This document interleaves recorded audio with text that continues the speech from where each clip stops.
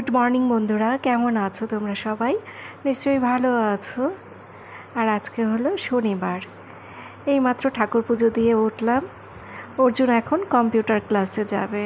অর্জুন আমাকে টাটা করতে এসছে, আমাকে বলল যে মা ঠাকুরঘর থেকে বের হও, তুমি আমার আঙুল কামড়ে দেবে। অর্জুন যখন কোথাও যায় তখন ওর আঙুলটা কামড়ে দেয়, তো সেই জন্য আমাকে ঠাকুরঘর থেকে বের হতে বলছে। আমি বললাম যে তুই ঠাকুরঘরে আয়। ও বলে যে না, আমার জামা কাপড় ধোয়া না, আমি ঠাকুর ঘরে ঢুকবো না। আমি বললাম যে তুই ছোট মানুষ, কিছু হবে না, আর তাছাড়া তুই তো ঠাকুর ধরবি না। আমি যখন কৃপার সাথে হসপিটালে ছিলাম সেই সময় নাকি অর্জুন ওর পাপাকে সবসময় শুধু বলতো, পাপা আমার আঙুল কাটার লোক নেই। ও যখন স্কুলে যেত, পড়তে যেত, সেই সময় কেউ ওর আঙুল কামড়ে দিত না, তাই শুধু ওর পাপাকে বলতো। ওর পাপা বলতো যে আমি তোর আঙুল কামড়ে দিচ্ছি। বলে না, তুমি কামড়ালে হবে না, আমার মাকেই দরকার। আর রাতের বেলা ঘুমানোর সময় নাকি আমার কথা বলতো শুধু। ও রাতের বেলা যখন ঘুমায় তখন আমার মাথার চুলের মধ্যে আঙুল পেঁচিয়ে পেঁচিয়ে তারপরে ঘুমাবে। এটা ওর ছোটোবেলা থেকে একটা বদ অভ্যেস। হসপিটালে যখন ছিলাম তখন অর্জুনের জন্য কৃপা খুব মন খারাপ করতো, খুব কান্নাকাটি করতো। আমারও খুব মন খারাপ হতো, কিন্তু কৃপার শরীর যেহেতু ভালো ছিল না, সেই জন্য কৃপার জন্যই আমি বেশি দুশ্চিন্তা করতাম। কিন্তু অর্জুনের কথাও আমার খুব মনে পড়তো। আমরা তিনজন তো সবসময় একসাথে থাকি। যারা প্রথম থেকে আমার ব্লগ দেখো তারা খেয়াল করে দেখবে, আমরা তিনজন সবসময় একসাথে থাকতেই বেশি পছন্দ করি। আমরা যখন যেখানে ঘুরতে যাই আমরা তিনজন এক গাড়িতে থাকবো, তিনজন একসাথে বসবো, তিনজন একসাথে খাওয়া দাওয়া করব। ছোট থেকেই আমি ছেলে মেয়েকে নিজের কাছেই রাখতে পছন্দ করি। আমার যত কষ্টই হোক, ছেলে মেয়েকে সবসময় নিজের কাছেই আগলে আগলে রেখেছি। যাই হোক, এই তো রান্নাবান্না চলছে। কৃপাকে খেজুর, ডিম সেদ্ধ, কলা এই সমস্ত খাবার দিয়ে আসলাম। কৃপার জন্য কৃপার বাবা সারা বাজার খুঁজে দেশি ডিম নিয়ে এসছে, কিন্তু ডিমগুলো আনতে আনতে কয়েকটা ডিম ভেঙে গেল। তো সেই কথাই ওর বাবা বলছিল যে দেখো আমাদের সময় কীরকম খারাপ যাচ্ছে। দেশি ডিম এমনিতেই খুঁজে পাওয়া যায় না, যাও বা খুঁজে পেয়েছে তাও আবার দেখো ভেঙে গেল। এক একটা ডিমের দাম নাকি 16 টাকা করে। কি আর করা যাবে, পরিস্থিতির কাছে আমাদের সবারই হাত পা বাঁধা থাকে। আমি যখন বৃন্দাবনে গিয়েছিলাম, সেই আশ্রমের সাধু বাবা আমাকে তখন বলছিল যে পরিস্থিতি যতই খারাপ হোক সেটার সাথে আমাদের সবাইকে মানিয়ে চলতেই হবে, আমাদের কারো কিচ্ছু করার নেই। কঠিন সময়ের সাথে মানিয়ে চলাটা কতটা যে কঠিন, সেই দুর্ভোগটা যারা ভোগ করে তারাই শুধু বোঝে। বাজার থেকে পালং শাক, ছোলার শাক এগুলো সব নিয়ে এসছে। আজকে শুধু পালং শাকটা রান্না করব, আজকে ছোলার শাকটা রান্না করব না, ওটা আবার কাল পরশু রান্না করব। ছোলার শাকগুলো দেখতে না খুব সুন্দর। ছোলার শাকটা আমাদের বাড়িতে সেরকম একটা আনা হয় না। আমার বর যদি নাম না বলতো তাহলে হয়তো আমি চিনতেই পারতাম না যে এটা কী শাক। ছোলার শাক থেকে একটা অন্যরকম গন্ধ আসে, আর আমার বেশ ভালোই লাগে ছোলার শাকটা খেতে। অর্জুনের জন্য ব্রেকফাস্টে পাস্তা বানিয়েছে। পেঁয়াজ, টমেটো, গাজরটাকে একটু গ্রেট করে দিয়েছি। গাজরটা যদি ওর মুখে পড়ে তাহলে থু করে ফেলে দেয়, ওই জন্য একটু গ্রেট করে দিলাম। আর এখানে শাকটা ধুয়ে নিয়েছি, সব শাকটা নেইনি, কিছুটা শাক রয়েছে, ওটা কালকে রান্না করব। এইটুকু শাক রান্না করলেই হবে, দুপুরবেলায় তো শুধু খাওয়া হবে। এটা ধুয়ে নিয়েছি, এবার এটা কাটাকুটি করব। এখানেই শাকটা কাটবো, এই জন্য এই জায়গাটা ভালো করে ধুয়ে মুছে নিয়েছি। এখন শাকটাকে কেটে তারপরে কালো জিরে ফোড়ন দিয়ে রান্না করব। আমি যখন কৃপার সাথে হসপিটালে ছিলাম, তো ওকে ভর্তি করানোর পর প্রথম 4 দিন আমি স্নান করিনি, কারণ ওই 4 দিন তো ওর জ্বরটা বারবার আসছিল। তারপর ডাক্তাররা অনেক রকমের টেস্ট করছিল, তো ওই দুশ্চিন্তায় আমি 4 দিন স্নান করিনি, 4 দিন আমি কোনো কিচ্ছু খাইনি, 4 দিন মাথায় চিরুনি অবধি দেইনি। আমার কিন্তু একটু পিটপিটানি বাতিক আছে, কিন্তু সেই আমি কি করে যে 4 দিন স্নান না করে 4 দিন একই জামা কাপড় পরে থাকলাম জানি না। খাবার তো দূরের কথা, আমি জল পর্যন্ত খেতে পাচ্ছিলাম না। মানুষ যখন খারাপ সময়ের মধ্যে থাকে তখন নাকি মানুষের বেশি বেশি জল তেষ্টা পায়, কিন্তু আমার জল তেষ্টাও পাচ্ছিল না। জল যদি আমি এক ঢোক খেতাম, আমার মনে হতো জলটা আমার গলায় আটকে আছে। ওই সময়টাতে কেউ যদি আমাকে কোনো কিছু দিয়ে আঘাতও করতো, আমি মনে হয় টের পেতাম না। ওই কটা দিন ডাক্তারদের পেছন পেছন ঘোরা, সিস্টারদের সাথে কথা বলা, ডাক্তারদের সাথে কথা বলা, রিপোর্টের ডিটেলস জানা, ওষুধপত্র বোঝা, পুরোটা আমাকে একা সামলাতে হয়েছে। একদিকে কান্না করছি, আরেকদিকে এই সমস্ত কাজ করছি। মাছটা ধুয়ে নিয়ে আসলাম, আজকে তো আর পুরোটা রান্না করব না, আজকের জন্য কয়েকটা রেখে আবার বাকিটা কালকে রান্না করব। 3, 6, 4, 5 পিস রান্না করব। 5টা আজকে রান্না করব আর বাকি 5টা আবার কালকে করব। এই 5টা রান্না করব। এটা মনে হয় দেশি মুরগি নিয়ে আসছে, এটা এখন আবার ধুতে হবে। মাছটা বসিয়ে দিয়ে তারপরে এই দেশি মুরগিটা ধুয়ে নেব। দেশি মুরগিও পুরোটা রান্না করব না, আগে বের করে দেখি কতটা রান্না হয়েছে। অনেক দিন পর দেশি মুরগি রান্না করছি। একবারে সমস্ত মশলাপাতি মাখিয়ে প্রেশার কুকারে বসিয়ে দিলাম। ভালোই হয়েছিল, আমি ভাবছিলাম সেরকম নয় একটা ভালো হবে না।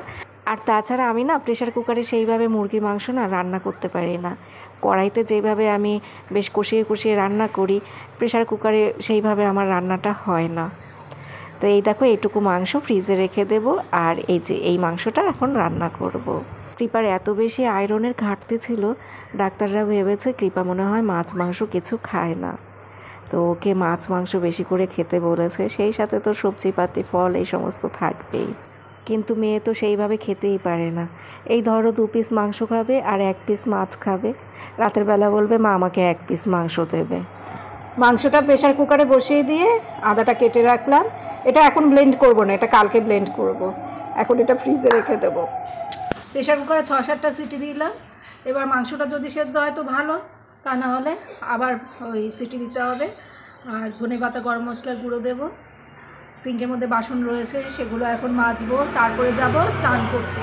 আমি কতদিন মাথায় শ্যাম্পু করি না জানো, 15 দিনেরও মনে হয় বেশি হয়েছে নাকি। সেই সরস্বতী পুজোর আগে করা হয়েছে, মনে হয় সরস্বতী পুজোর আগের দিন বা 2 দিন আগে করেছি। আজকে সকালবেলা ঘুম থেকে উঠেই আগে মাথায় তেল দিলাম, তারপর ভিটামিন ই ক্যাপসুল দিলাম। 15 দিনের বেশি হয়ে গেছে মাথায় শ্যাম্পু করি না। কৃপারও সেই একই অবস্থা। কৃপাকে কালকে শ্যাম্পু করিয়ে দেব ভাবছি, তো করিয়ে দেব, কিন্তু আবার ভয়ও লাগে বুঝেছো, যে শ্যাম্পু ট্যাম্পু করালে আবার যদি জ্বর চলে আসে। দেখি কৃপাকে আরও না হয় 2-1 দিন পরে শ্যাম্পু করিয়ে দেব। আর আমার তো টেনশনের জন্য কোনো কিছু করতেই ভালো লাগে না, না মাথায় শ্যাম্পু করতে ইচ্ছে করে, না গায়ে সাবান দিতে ইচ্ছে করে, না স্নান করতে ইচ্ছে করে, না মুখে ফেস ওয়াশ দিয়ে মুখ ধুতে ইচ্ছে করে, কোনো কিছুই ভালো লাগে না। রান্না বান্না করতে হবে, সংসারে কাজ করতে হবে, তাই করছি, কোনো কিছু করতে ইচ্ছে করে না। রান্না একদম কমপ্লিট, বাসন কোসনও ধোয়া মাজা হয়ে গেছে, রান্নাঘরও পরিষ্কার করা কমপ্লিট। আর এই যে রান্না করেছি পালং শাক ভাজা, ডাল করেছি মুসুরির ডাল। এই ডালটু কৃপাই খাবে, কৃপার জন্য শুধু করা হয়েছে। অল্প একটু মুসুরির ডাল রান্না করেছে। আর কাঁচকলা, তারপরে গাজর, বিট গাজর এই দিয়ে শিঙি মাছের পাতলা ঝোল।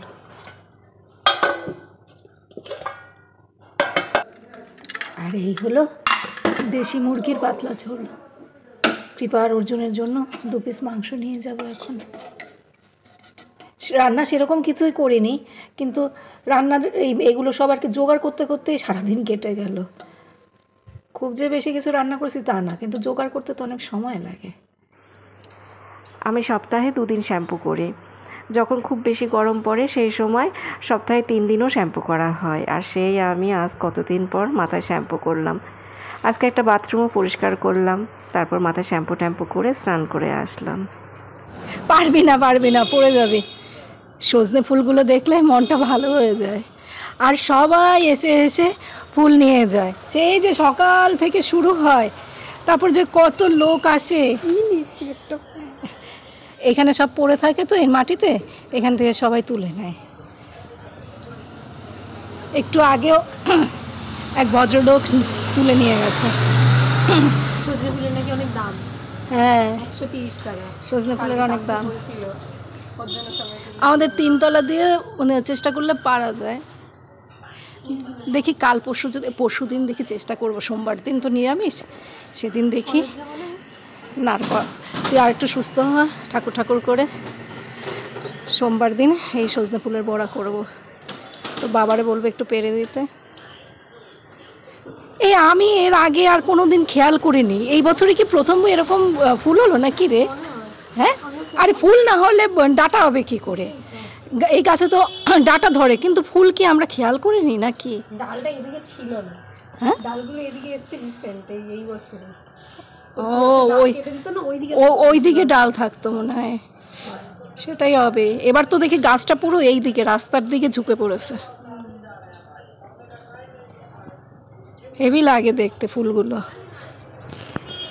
এই ভিডিওটা আবার পরের দিন সন্ধ্যাবেলা শুরু করেছিলাম। গতকালকে যে ভিডিওটা শুরু করেছিলাম সেটা আর ঠিকঠাক মতো কন্টিনিউ করতে পারিনি। আমরা 4 জন বিকেলের দিকে একটুখানি বেরিয়েছিলাম। আমার বর বলল যে তুমি সারাদিন এত কান্নাকাটি করো, তুমি একটু ঘর থেকে বের হও। আর কৃপা ওর জন্য অনেক দিন ধরে ঘরের মধ্যে, ছেলে মেয়েগুলো সারাদিন ঘরে বসে বসে আমার কান্নাকাটি দেখে, তার জন্য বর জোর করে আজকে আমাদের সবাইকে নিয়ে একটু বিকেলবেলা বেরিয়েছিল। তারপর যখন আমরা ঘুরে বাড়ির কাছাকাছি আসলাম তখন দেখলাম আমাদের বাড়ির কাছে এই ছোট্ট একটা মেলা বসেছে। কৃপা অর্জুন তো মেলা দেখে ঝাঁপিয়ে পড়লো। ছেলে মেয়ের বাবাও বলল যাও ওদের নিয়ে ঘুরে আসো, কিন্তু আমার তো এসবের বিন্দু মাত্র ইচ্ছা নেই। আমার তো এই সমস্ত কিছু এখন বিষের মতো মনে হয়। এগুলো কত করে? 40, এগুলো 40 টাকা। আর ওই কালোটা? আলুটা 110 টাকা। ওই যে ওই কালোটা 110, এটা 40। ওখানে দেখলাম একটু কম রয়েছে। কোম্পানির আছে। আর এটা বললে 50। এটা 50 মাইক্রো ওভেনে যাবে। এই একই একই জিনিস কি ওই ওই কালোটা? একই জিনিস ওই বড়টা। আর এগুলো? ওটা 40 টাকা পিস। ওই দোকানের প্লেটগুলো সুন্দর, পড়ে গেলেই না ভেঙে যাবে। এই ছোট অয়েল দিয়ে দিই না ফ্ল্যাটের জন্য তেল রাখে, এই এত ছোট জিনিস দিয়ে কি হয়? ওইটুক তেলে কি হবে? হাট, ওইটুকু তেলেই দেন। বাট এগুলো বড় খারাপ না। আছে ওই যে। কোথায়? বাড়িতে এসে কৃপার জন্য চিকেন স্যুপ বানালাম, গাজর, বিনস, বিট এইসব দিয়ে। কালকে একটুখানি ওই দেশি মুরগি রেখে দিয়েছিলাম, সেটা দিয়েই স্যুপটা করেছি। বাটার দিলাম একটুখানি। এখন খেলে হয়, ঠিকঠাক মতো সবজিপাতিগুলো খেলে হয়। এই দেখো মেলা থেকে কি কি কিনলাম, টুকটুক করে অনেক কিছুই কেনা হয়ে গেল। মেলায় যেতে চাইনি, কৃপার বাবা জোর করে নামিয়ে দিল মেলার ওখানে। আমার তো এসব এখন কিচ্ছু ভালো লাগে না, বলে ছেলে মেয়েকে নিয়ে ঘুরে আসো, ওদের ভালো লাগবে। এই দেখো অর্জুন যে কী সব উল্টোপাল্টা জিনিস কেনে। এই চাবির রিংটা নিয়েছে, চাবির রিং, পেন এইসবও কালেক্ট করে, মানে এগুলো জমিয়ে জমিয়ে রাখে, বন্ধুদেরকে দেখাবে এই দেখ এই যে আমার এরকম চাবির রিং আছে, এরকম পেন রয়েছে। ওরা এসবই করে, শুধু ও না, ওর সাথে যারা আছে সবাই। এই একটা চাবির রিং নিয়েছে, আর এই একটা পেন। এই পেনের এখানে নাকি লাইট জ্বলবে। অর্জুন তো পড়তে চলে গেছে, ওই মেলার ওখান থেকেই পড়তে চলে গেছে ওর পাপার সাথে। আর দুটো নেল পালিশ নিলাম, কৃপাই নেল পালিশটা নিয়েছে, আর আমি এইটা নিলাম। আমি তো এইসব লাল টালি পরি, এগুলো না পরলে আমার হাতে অতটা মানায় না, উঠে যায়, এরকম লাইট কালার অত ভালো লাগে না। উঠে যায় বলতে মানে ওই তরকারি পাতি কাটি, তারপরে হলুদ ধরি, হ্যাঁ ওই কালারটা কেমন যেন হয়ে যায়, সেই জন্য এরকম ডিপ কালারগুলোই পরি। একটা চিরুনি নিলাম, আর কৃপা এই যে ক্লিপটা নিয়েছে। ক্লিপটা ভালো না, 30 টাকা দাম নিয়েছে এইটুক জিনিসের। 20 টাকার ক্লিপ মনে হয় 30 টাকা নিল, আমার তো তাই মনে হচ্ছে। হ্যাঁ এইসব মেলায় দাম বেশি থাকে, এখন আর সেই আগের মতো মেলা নেই। একটা দুল নিয়েছে কৃপা, এগুলো ও কোন ড্রেসের সাথে পরবে, কবে কবে ও সুস্থ হবে, কবে ও ড্রেস পরবে, কবে এই দুল পরবে জানি না। আমি একটা টিপের পাতা নিলাম, এগুলো না একটু ওই ওভাল শেপের টিপ, দেখে এটা একটু ভালো লাগলো, নিলাম। আর কি কিনলাম জানি, এই একটা প্লেট নিয়েছি, আর এই একটা ছোট প্লেট নিলাম। একটাই নিয়েছি, কৃপা অর্জুনকে টিফিন দেবো, একটাই নিলাম। খুব বেশি একটা ভালো না তো, জন্য একটাই নিয়েছি, ওই নতুন নতুন কয়েকদিন ব্যবহার করব। আর এইগুলোও একটা নিয়েছে, হলুদ রঙের প্লেট, দেখতে ভালোই লাগে। এই হলো আমাদের মেলার কেনাকাটি। তাহলে বন্ধুরা ব্লগটা শেষ করছি। তোমরা সবাই ভালো থেকো, সুস্থ থেকো, সাবধানে থেকো। আবার আগামীকাল দেখা হবে।